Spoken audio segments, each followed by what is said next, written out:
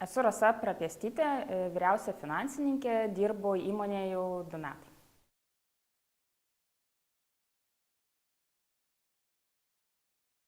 Balansas tiek skaičiuose, procesuose ir kasdieninėje veikloje.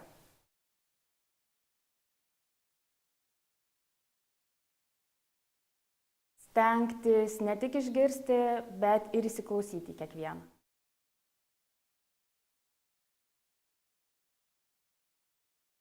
Žmonės.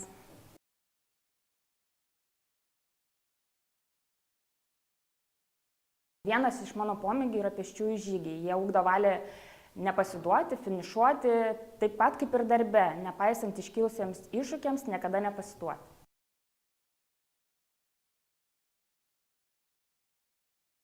Būti atviram ir nebijoti klausti, nes nėra kvailų klausimų.